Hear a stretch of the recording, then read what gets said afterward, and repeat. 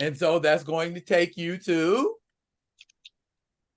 issue number 2 with Janet Van Dyne, aka the Wasp, front and center, flying away from an unconscious Luke Cage.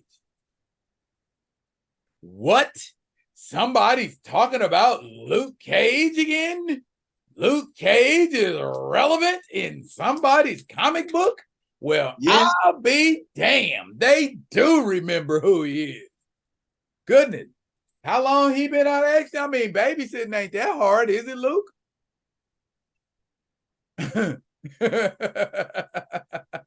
So you know what? Listen, you remember that video? Man, send Luke to Wakanda, man. Listen, can we get some real Warriors of Wakanda? Send Luke, send Night Thrash over there and everything like that, so we can get a superhero team over there in Wakanda and everything like that. Hunter gonna be a part of that, because I know some of y'all are like, but that's gonna be an all-black team. No, because we do have a white Wakandan. It's gonna be Hunter. Now, bam, there you go. Diversity. He's the diversity hire. He's the diversity hire. Watch this. And we're gonna have another white male. He just happens to check 2 boxes because he's also a member of the LGBT community. It's gonna be Horatio Walters, aka Venom, and his husband Taku. Okay. Warriors of Wakanda. We're gonna a snake charmer. Yeah, a snake charmer and a white wolf. I like it. I like it. Snakes and Avengers wolves. line up real quick before my brother Daryl. We got She-Hulk. Well, you know what? She wasn't at the end of the last number. Conveniently missing. Captain America, Black Panther, Captain Marvel, Iron Man, Thor, Blade, Spider-Man, Peter Parker. This Peter. It's Peter. This ain't Ben. This ain't Ben. This ain't Miles. This ain't Miles. This ain't Gwen. This ain't Gwen. This ain't Kane. This ain't Kane. It's Peter. It's Peter. We got the Wasp. Not Hope. Not Hope. This Janet. Not Hope. Janet. Not Stature. Wasp. This Janet. This Janet. This Janet. And we got Luke Cage. Ain't but one Luke Cage. It's more than one Power Man, but this Luke Cage. Ain't but one. Before him, there were none. After him, there will be no more Luke Cage. Now, in this issue, random people are getting powers. This is a side effect of the Beyonder. He is trying to create an army to protect him from the menace that's coming. Unfortunately, everybody you give powers to ain't ready to help. Don't want to help unless they help themselves. You give power, because ain't that the conversation that always go on in the hood when we talk about, well, if you had powers like Spider-Man, what would you do? Oh, I'd rob banks, or you know what I'm saying? Or I'd go beat up the mayor, or what could he do to me? I'm Spider-Man. We read comics, we do. We read comics. But the question is that I would ask is, really, how appealing would it be if you had superpower? Like, if you had superpower, would you really go out there and fight crime? Like, I just no. Like, I'll be honest with you. Like, and I'm not, okay. Would you start doing illegal stuff if you had superpowers?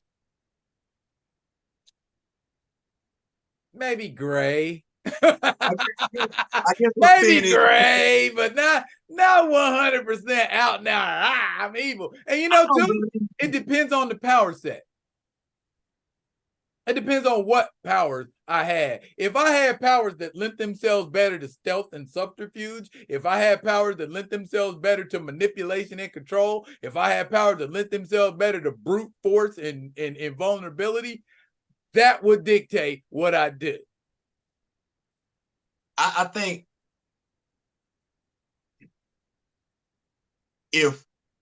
more people would be more inclined that if they did have superhuman abilities, use them to enhance their life, but not be inclined to necessarily use them to prevent crime. Now you got those that are gonna go out there, they're gonna be superheroes, and then you got those that's gonna go out there and be supervillains and stuff like that. But I think by and large, folks will be like, like instead of driving to the grocery store, might I fly to the grocery store instead? I might. If it's shorter for me to fly than it is for me to drive, cost efficient for me to fly as opposed to driving, I'm flying. Bruh, I'll be honest with you. Most people gonna do what Peter Parker did before Uncle Ben got shot. I'm gonna use these powers and get rich and famous. Let me go be a stunt man like Simon Williams. If I'm invulnerable, what difference does it make? You know what I'm saying? I'm pretty sure Simon Williams can make a nice chunk of money.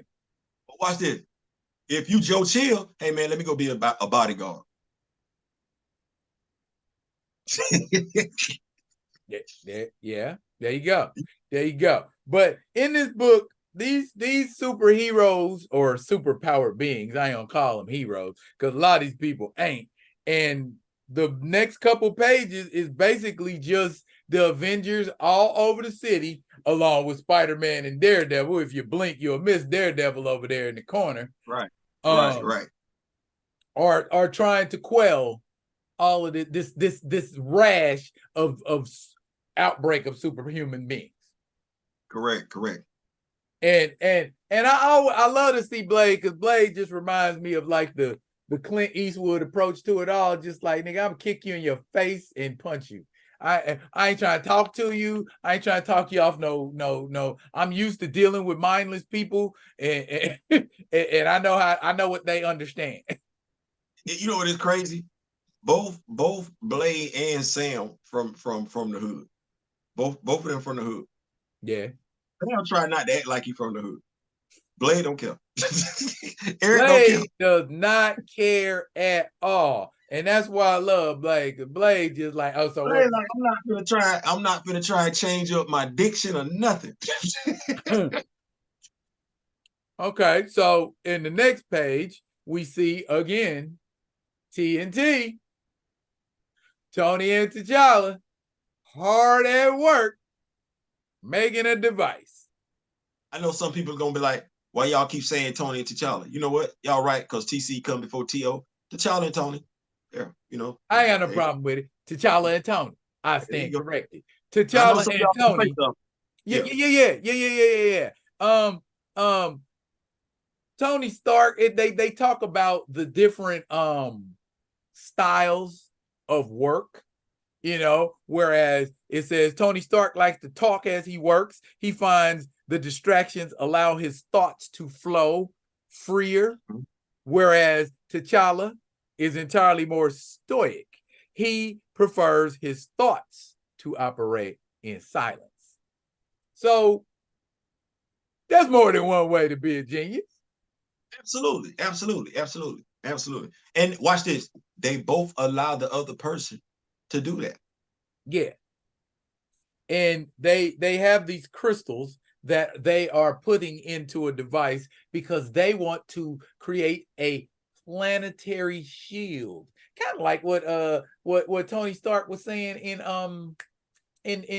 Age of Ultron. Wants to create hold on. Who helping? Wait, who doing this? Who's coming up with the planetary shield? Who this is? Because this is T'Challa and Tony. The TNT Science Factory. Yeah, that's what I called it. That's what I said. The TNT Science Factory. Nice one. I like that. Yeah, TNT Science Factory. Okay. Yeah. And while the TNT Science Factory are hard at work on a planetary shield, we see the once fierce Tiamat imprisoned in some sort of detention cell. But does that facial expression look like she's worried? Does she look worried about? Does she look at all worried about being in that cell? That right there, I would be like, I'd have a closed circuit camera on her. And when I seen that, I'd be like, bruh, she's sitting in there grinning and smirking, bruh. She's sitting in there kikiing and ha-ha to herself. Why is she doing that? why is she kikiing ha? Never mind. I ain't gonna, it just be some super villains I body. Cause you just don't. No, I mean, cause like the Joker, the Joker would have done been gone. Like if I lock you up and you start smiling, talking about, I'll be out. Okay. Oh, okay. Say less. Say less. I see what you're saying. Like I ain't afraid of the pushback. Like, did you do him like that? Did you heard him say? I just don't like looking over my shoulder. Like I just don't. So yeah. Right. And so in the next sequence of events we see in this book is Janet Van Dyne, founding member of the Avengers. In fact, Janet Van Dyne is the woman who gave the Avengers their name. Way back in Avengers #1, she said we should call ourselves something fancy like the Avengers. And they said, or nothing. That's it. We the Avengers. Thank you, Janet Van Dyne. But anyway, Janet Van Dyne is in a fight with one of these superpowered beings. And one of these superpowered beings is her homegirl, Constance. I don't remember ever seeing Constance in any other comic book I didn't even know Janet Van Dyne had a friend or anybody named Constance, but Constance is here for the sake of the fight, is what I'm going to go ahead and assume. The only thing me and Darren are believing is that Janet know how to whoop ass. Hey, Janet is a formidable hand combat, and she ain't got no choice. Look at Janet. Old girl is shooting all kind of crazy green energy at her, but she's Janet Van Dyne, and she's used to dodging crazy green energy, but then she gets kicked real nice by old girl, socked real nice by old girl. But again, ain't she Janet Van Dyne? And she got some training from somebody, because she like, you ain't just gonna be randomly putting hands on me. I don't care what kind of powers you got. I got to put these paws on you. I got to put these paws on you. And mind you, Janet, like, I don't even need these stingers. I'm gonna put these hands on you. She's not using stingers. I'm putting these hands. I'm gonna break your stuff, hyperextend your stuff, bruise up your stuff, puff up your stuff. Because she wetted her. She wetted her. That last shot wetted her. You know what I'm saying? Yeah. Janet like, nah, baby, you ain't just gonna be bloodying me up. This gonna be a mutual affair. You know. Like you know what? It's kind of like that scene from Winter Soldier when Batroc went to talking trash, and Cap put his shield down and said, "Oh, okay, you smelling yourself, Mr. Batroc. I'm gonna have to show you was what." So yeah, that's one of my favorite scenes in that whole movie. I asked myself because in Falcon and the Winter Soldier, he was mad at Sam because he couldn't get to Steve. And I'm like, why would you want some more Steve? Like, you said first he beat your ass with his helmet on and his shield. Then you talk trash. He took the helmet, and you saw him take the helmet off. Like, you stood there and looked at him. He took it off. You stood there waiting on him while he took it off. And he drop kicked your ass through a damn toe. You who had a body list, you had a body count for people you was killing by kicking them to sleep. No, you don't ask no more for Steve. Leave Steve alone. You don't want that. So, yeah, I said all that to say this. You have to have pissed Janet off where she don't even want to use the wash stings on, because that's not equipment. That's biological. She don't even want to do that. No, she need to feel hands. She need to feel your bones breaking, blood splashing on her. Janet is having a berserker rage moment. Okay, now at this point, the comic book starts to become like a Star Wars movie for me, because there's like multiple things going on at the same time, and we keep switching in between. Oh, now Janet's over here. Oh, he's over, because now Blade, unless he know this girl, Blade is breaking and entering. Because you just going in people's, let me see what I can find off in this apartment. What was Blade? See what I say, and what me and Theo say about Blade, he still got a little hood up in it. You know what I mean? Got that hood in it. Like, if that's what that is. But the apartment looks normal, is what they saying. But the person that's in the apartment don't. But No, now she don't look normal. I know She don't look normal. She don't look normal at all. I don't know what this is. I didn't know why. I ain't getting no explanation. I'm I with don't know you. what that is. I mean, they just said, okay, here she is. She in her apartment. Blade came in here, and that's it. Yeah, I don't. They went right to the next scene, and I'm like, and she crying. We don't know who apartment this is. We don't know why Blade in there. We don't know what's wrong with her. We don't know why she crying. We don't. All we know is she got on some jeans and a t-shirt. She looked like she was comfortable. I don't know, but she looked like something out of Percy Jackson. does she have that? Does she have that child in the Cobra clutch? Bruh. Yeah, all day. Well, I don't think Janet learned to fight from Captain America, because Janet fight dirty.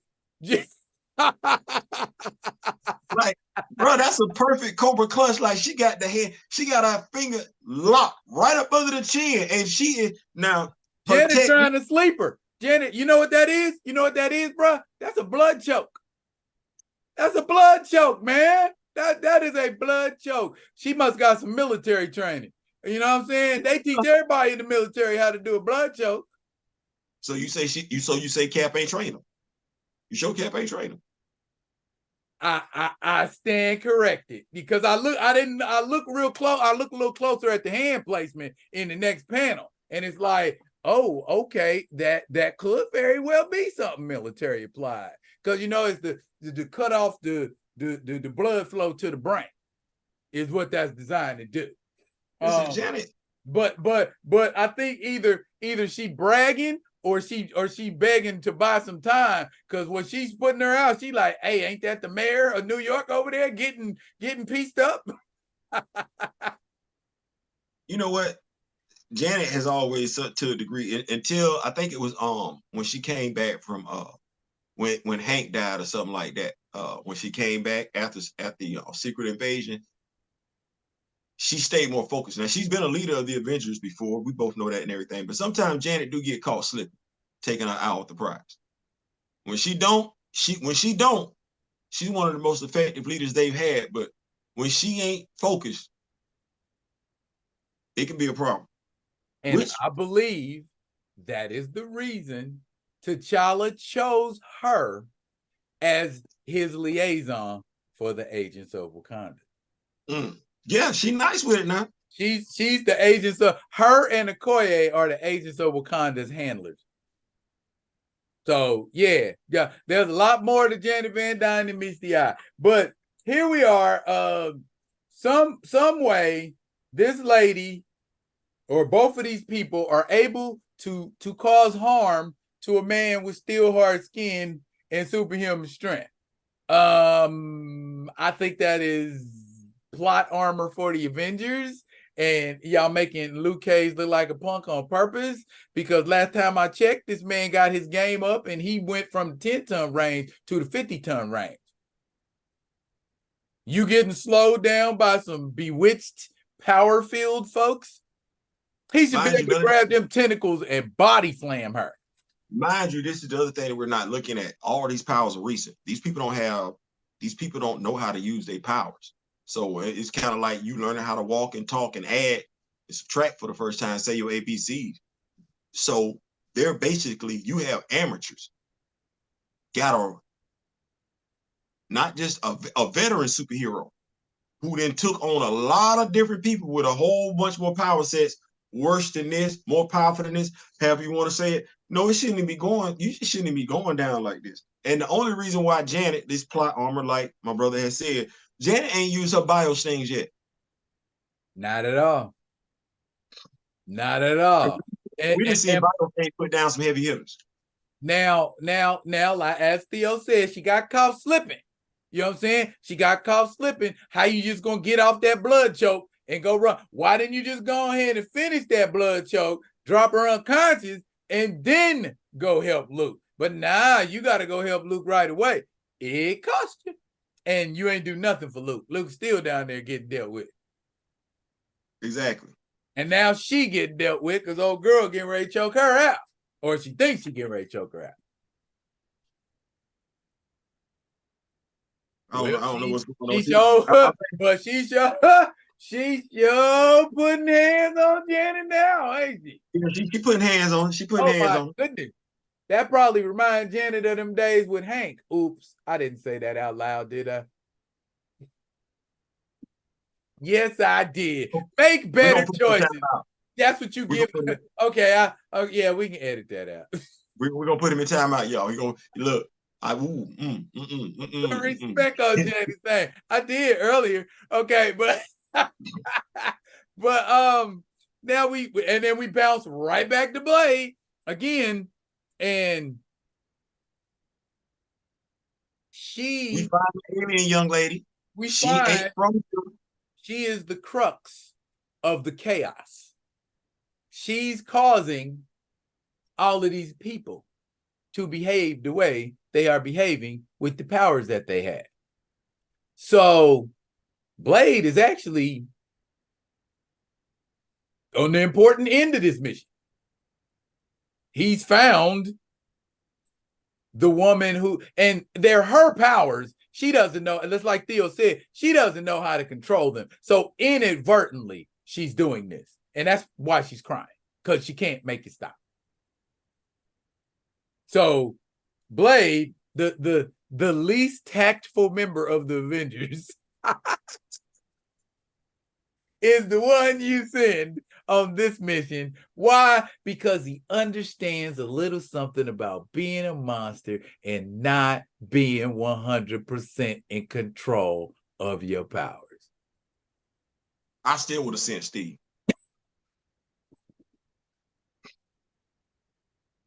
I'm just saying, like, I don't know what we know. I'd have sent Steve. This is an alien, bro, that's here doing this. You know what I'm saying? That was pretending to be a human and really wasn't a human. Man, Steve didn't show he could talk to anybody. I'd have sent Steve. Eric don't care who he talked to. Everybody finna get talked to the same way. Eric don't care. I'm not sending Eric. I'm sending Eric to be no diplomat. So now, again, as if to echo Theo's sentiments, he clearly was not successful in his negotiations because all he succeeded in doing was pissing this woman off and heightening the effect of what's going on in the city right now. Everybody putting it down. Everybody fighting. So here we go. Back to Janet. She said, I'm tired of playing with you. She got big on her.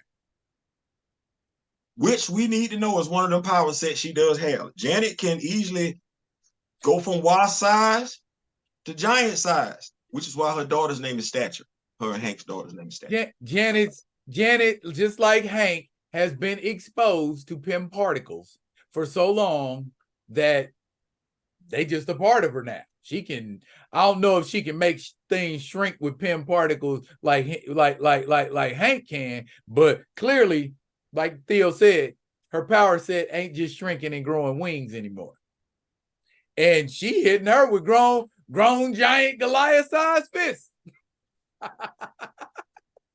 Can you imagine getting hit by a fist the size of a car? No, not gonna put myself in that situation. I think one time I was, my body, I was talking trash to somebody. He was talking trash, and I kept getting closer to him, and he was not getting smaller as I walked up on him. He kept getting bigger, and I think this dude had to be like 6'6", 6'7", like maybe 450. Like this dude, like Winston Duke is what this was. He was bigger, wider than Winston Duke, and I had an out of body experience. I had to shut everything down before we got too close. But yeah, Tony and T'Challa show up mysteriously. T'Challa and Tony show up mysteriously out of nowhere. Blade consoling him. Now we learn. They the weren't TNT factory. They weren't both working on the same project. They were working on two different projects. Now, while T'Challa was working on the planetary shield, Tony was working on a way to neutralize this alien or this lady alien. And not only does he neutralize her, by proxy, neutralizes everybody in the city with power. Mm-hmm. Turns out these powers were causing these people to act aggressive too. Yes, they were very aggressive, and as we can see, after everybody calmed down, Janet and Constance are able to sit and talk like buds. But now, you know what? They got to be good friends. They got to be good friends. Have to be, because you hit me and bloody my lip up. You know what I'm saying? We got to have a conversation about that. I don't care what you was under. You know? but finally, we get the last frames. We see Tiamat again, and she's still in there, grinning, smiling, and kicking. And now she talking, and she's talking to the Beyonder. Because even though the Beyonder doesn't have a corporeal form, she knows the presence of the Beyonder is still on the planet. And she's saying things like, he doesn't need you to bring him here. His arrival is inevitable. And once they are done, my master will arrive. He will tear the power out of you. He will drain you. These blue boxes are the Beyonder communicating. Now look at how. Wait, go back to that page, Theo. Go back to that page you just on. Now look at how aggressive and mean and evil she progressively gets with each panel. At first it's a grin, and then at first it's a sneer, and then it's like this downright Joker-looking ass grin. Like she started off real nice right here. Dang, Daryl, we at 5%. My phone is about. Well, it's a good thing that we down to the last page, because as we can see, we were promised in Avengers #2. It's coming in Avengers #3. Bam, there it is. Listen, that's my time. Before I go, y'all make sure D-Real, be real with D-Real. I ain't saying, I'm just saying, man, y'all join the club up. Let's get him, Daryl to 500, get me to 9. Let's make it do what it do. I ain't saying, I'm just saying. Peace. Yo, peace.